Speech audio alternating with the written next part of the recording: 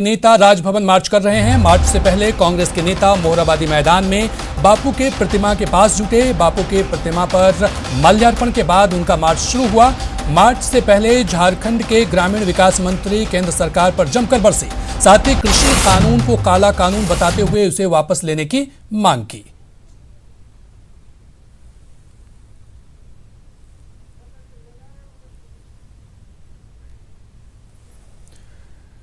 तो किसान कानून को काला कानून बताकर कांग्रेस देशव्यापी प्रदर्शन कर रही है। रांची में भी जत्थे में कांग्रेस नेता कार्यकर्ता कांग्रेस के झंडे के साथ राजभवन मार्च के लिए निकले हैं। इस पर भीड़ में कितने ऐसे लोग हैं जिन्हें ना तो कानून का पता है और ना इसके परिणाम का।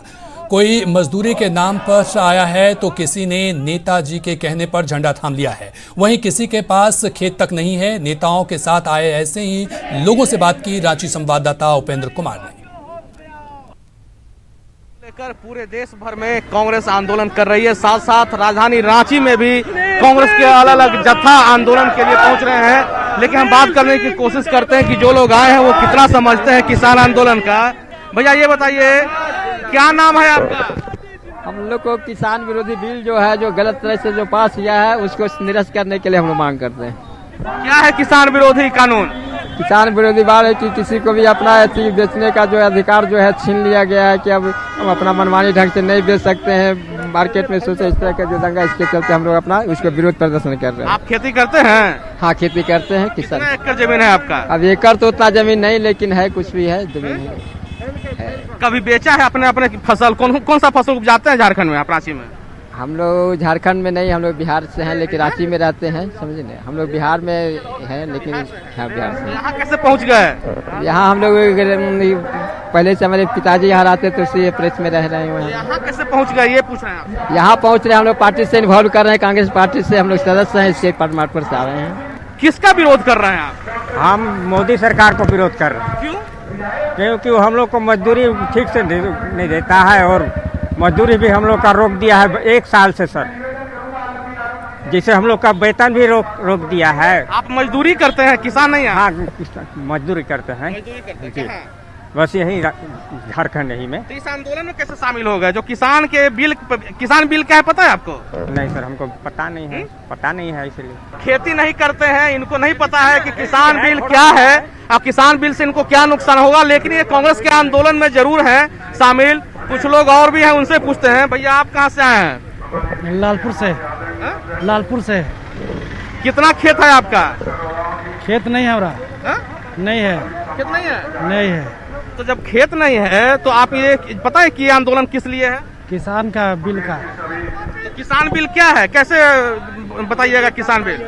तमाम जो नेता हैं वो कांग्रेस के किसी नेता के बुलाने पर आए हैं। हाथ में उनका आप देख सकते हैं कि कांग्रेस का झंडा है और आंदोलन है किसान के नाम पे। लेकिन कई जो चेहरे हैं, सुभाष चंद्र बोस कह रहे हैं, बिरसा हो या और भी जो हैं, ये किसान नहीं है, ये मजदूर हैं, कोई बिहार से हैं। लेकिन इस आंदोलन का हिस्सा है क्योंकि कांग्रेस के नेताओं ने इनको कहा है कि जो बिल है या फिर जो कानून बनाया गया है किसानों के लिए, वो किसानों के हित में नहीं है। ऐसे में समझा जा सकता है कि जो ये आंदोलन है उसमें बाहर से बुलाए हुए लोग भी कितने हैं। कैमरामैन अमित के साथ उपेंद्र, न्यूज 18 रांची।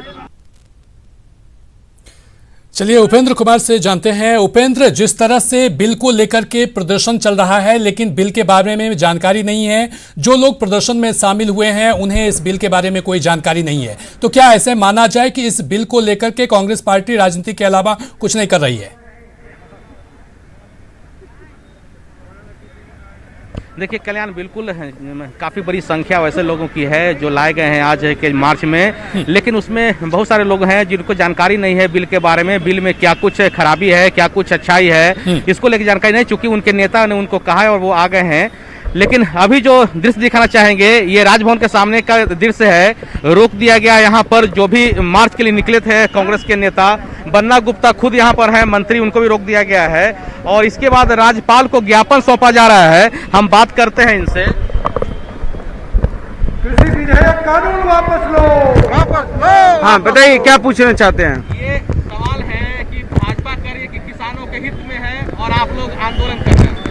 हाँ, इसीलिए पूरे पंजाब से लेके हरियाणा, बंगाल, कर्नाटक, पूरा देश के किसान को आप देख रहे होंगे टीवी में, मीडिया में, कि भारतीय जनता पार्टी का झंडा ले लेके वो कह रहे हैं मोदी जी जिंदाबाद जिंदाबाद, बहुत धन्यवाद, आपने बहुत अच्छा काम कर दिया, जो हमको मालिक से मजदूर बनाने की साजिश कर दी, हमको जो है बंधुआ मजदूर बनाने के लिए आप आगे बढ़ गए, हमारा एमएसपी जो है, हमारे एमएसपी को खत्म करने का, शांता कुमार का रिपोर्ट लागू करने का, और अपने पूंजीपति मित्रों को हमारी जमीन देकर जमींदारी व्यवस्था लागू करने के लिए मोदी जी जयकारा लगा रहे हैं। यही आप देख रहे होंगे पूरे देश में।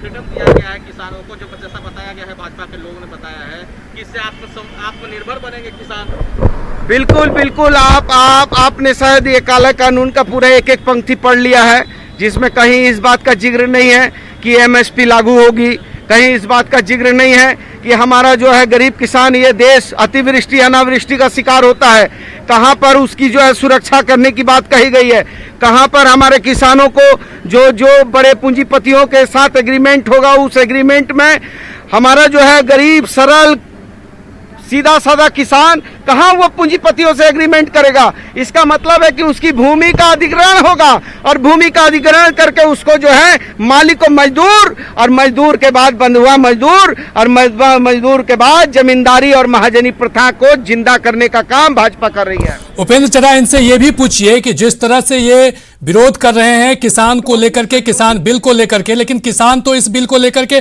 खुश है क्योंकि वो फसल कहीं भी बेच सकता है, खरीद सकता है। वापस ले लिया, उनकी मंत्री हरसिमरत कौर ने जो इस्तीफा दे दिया, तो कहा वो सवाल ये है कि ये कहा जा रहा है कि आप जो किसानों के लिए आंदोलन कर रहे हैं, लेकिन कई जगह किसान तो करें कि वो अपने फसल को मनमाने दाम पे बेच सकेंगे, वो उनको फायदा मिलेगा। देखिए, आप कोई भी किसान को बुला दीजिए सामने। आज दिल्ली में उग्र प्रदर्शन हुआ, हिंसक प्रदर्शन हुए हैं, महाराष्ट्र, पंजाब, हरियाणा, चंडीगढ़, बिहार, उत्तर प्रदेश, कोई एक ऐसा प्रदेश बता दे, इनके जो शासनकाल के प्रदेश हैं वहां का बता दीजिए कि कोई किसान निकल करके इस निर्णय का स्वागत किया हो। चारों तरफ, और 70 वर्षों में यह पहला मौका है जब कोई प्रधानमंत्री ने देश के खेत खलिहान और किसानों पर न सिर्फ क्रूर हमला किया, बल्कि पूंजीपतियों के हाथों इस देश को गिरवी रखने की साजिश रची है। उपेंद्र, क्या ये नहीं चाहते हैं कि बिचौलिया किसानों के बीच से खत्म हो? देखिए, ये हमारी आंदोलन की शुरुआत है। आज पद यात्रा करके हम लोग ये आंदोलन जो है। चलिए उपेंद्र, आप इनसे जानकारी लीजिए। हालांकि ये इस कानून को काला कानून बताते हुए देशव्यापी आंदोलन कर रहे हैं, इसका कितना असर होगा ये देखने वाली बात होगी। हम बढ़ेंगे अगली खबर की तरफ, और बड़ी खबर रांची से है, जहां शिक्षा मंत्री जगन्नाथ महतो कोरोना पॉजिटिव पाए गए हैं। कोरोना संक्रमण की पुष्टि होने के बाद उन्हें रांची लाया गया, जहां डॉक्टरों की टीम उनकी जांच में जुट गई है। इससे पहले बोकारो में उनकी तबीयत बिगड़ गई थी, उन्हें सर्दी जुकाम के साथ सांस लेने में तकलीफ और बदन दर्द की शिकायत थी।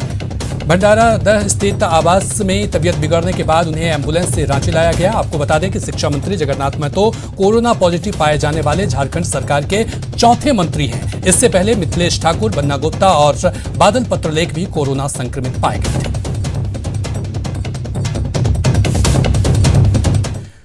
रिम्स के केली बंगले पर टिकट के लिए हर दिन नेताओं की भीड़ जुट रही है। सोमवार सुबह केली बंगले पर दरभंगा के केवटी विधानसभा से पहुंचे जफर आलम ने आज सुबह लालू प्रसाद से मुलाकात का दावा किया है। न्यूज 18 से बातचीत में उन्होंने कहा कि लालू से उनका टिकट कंफर्म कराते हुए पटना जाकर तेजस्वी से मुलाकात करने का निर्देश दिया है। जाफर आलम से बात की हमारे सहयोगी संजय कुमार सिन्हा ने।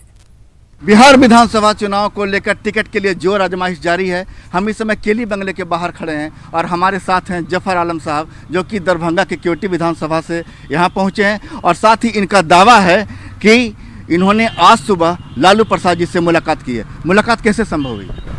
भाई देखिए, सर से तो ऐसा है कि 1974 से हम लोगों का रिश्ता है। लालू जी के साथ मेरे फादर रहे, और 1995 से छात्र जीवन से हम लगे हुए हैं। और उन्होंने, ये बड़ी खुशी की बात है कि लोग बोलते हैं कि पहचानते नहीं हैं, लेकिन जैसे हमने अपना पर्चा भेजा और उन्होंने कहा कि हाँ ये बकर मौली साहब का बेटा है, समय नहीं जफ़र, हाँ बुलाओ, फ़ौरन उन्होंने पहचान गए और फ़ौरन उन्होंने बुलाया और कहा कि नहीं, सभी जो लोग पार्टी छोड़ के चले गए हैं, समय नहीं, जो आगे से हम लोगों को रोक रखा था वो पार्टी छोड़ के चले गए। अब जो ओरिजिनल लोग हैं राष्ट्रीय जनता दल में, ओरिजिनल हैं, वही ओरिजिनल रहे। हाँ, खबर जो है, एक जो सिपाही हैं वो खबर लेके आए कि भाई ज़फ़र आलम किनका नाम है, वो लालू जी बुला रहे हैं। तो फ़ौरन जो है हम गए अंदर और उन्होंने पूरा 2600 पंचायत का जायज़ा लिया। लालू जी से अंदर में कहाँ, बैठक खाने में मुलाकात हुई, बंगले के बाहर मुलाकात हुई, क्या मुलाकात हुई? नहीं, बंगले में उन्होंने बैठाया हमको और बंगले में हमसे पूरी तफसील लिया कि और भी जैसे हमारे आजू बाजू जो विधानसभा है वहाँ का भी उन्होंने हालचाल पूछा कि क्या पोजीशन है। तो मैंने तो पटना में जाकर किसी से मुलाकात करने की सलाह दी। हाँ, उन्होंने कहा कि तेजस्वी यादव से जाकर के मिलो तुम। समय ने हम भी उनको कहते हैं, हम भी खबर करते हैं और तुम भी जाकर के मिलो और तुम अपने काम को अंजाम दो। जैसा कि जफर आलम साहब का दावा है कि आज सुबह उनकी लालू प्रसाद से मुलाकात हुई है, टिकट को लेकर वैसे भी नेताओं का जज्बाती रिश्ता रहा है और लोग पार्टी छोड़ते या पार्टी में आते जाते हैं सिर्फ टिकट की वजह से, और आज इन्हें लालू प्रसाद से इसी मुद्दे पर मिलने में सफलता मिली है। कैमरामैन नलिन के साथ संजय कुमार सिन्हा, न्यूज़ 18 रांची। और रुकेंगे एक छोटे से ब्रेक के लिए, लेकिन